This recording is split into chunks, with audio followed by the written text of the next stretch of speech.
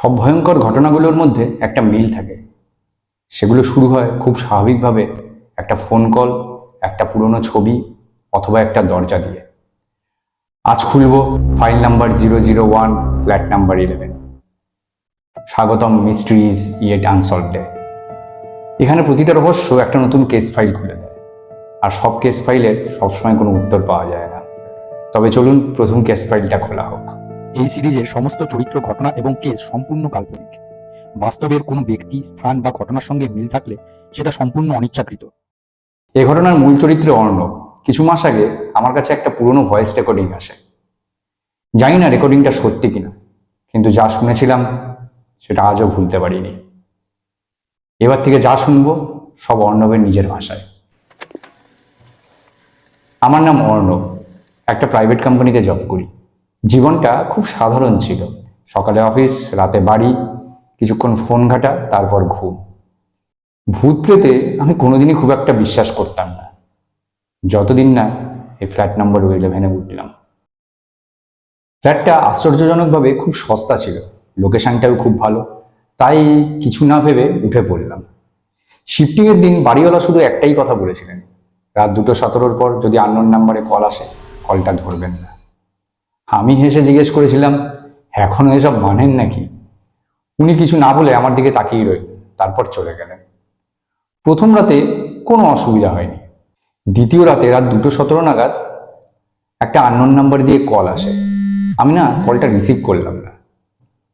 তারপরের রাতে আবার আসলো, আমি রিসিভ করলাম না। তারপরের রাতে আবার কলটা আসতেই আমি না কলটা রিসিভ করে ফেললাম। হ্যালো হ্যালো, কে বলছেন?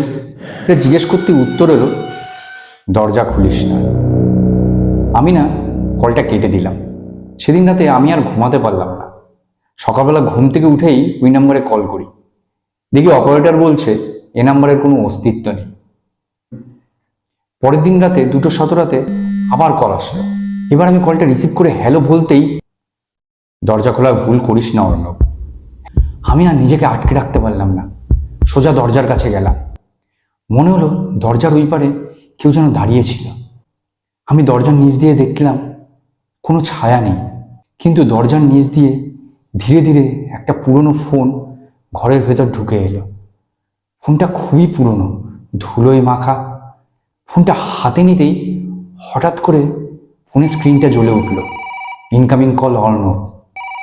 আমার মাথায় একটাই প্রশ্ন ঘুরছে, আমার ফোন তো আমার হাতে, তবে এখানে কে কল করছে? আমি ভাবতে ভাবতে ফোনটা কেটে গেল। কেটে গিয়ে আবার কল আসলো, সেই একই ইনকামিং কল অর্ণব। আমার হাত পা কাঁপছে, শরীরটা ঠান্ডা হয়ে আসছে, কিন্তু সাহস করে আমি ফোনটাকে রিসিভ করলাম। রিসিভ করার পর যা ঘটেছিল সেটা আমি আজও কাউকে বোঝাতে পারিনি। আমি আগামী দিন আবার এই ফাইলটা খুলব, তবে জানতে পারবেন ফোনটা রিসিভ করার পর কি হয়েছিল। ততক্ষণ পর্যন্ত ভালো থাকুন। আর রাত 2:17 পর যদি আপনার কাছে আননোন নাম্বারে কল আসে, আপনি কি ধরবেন? কমেন্টে জানান।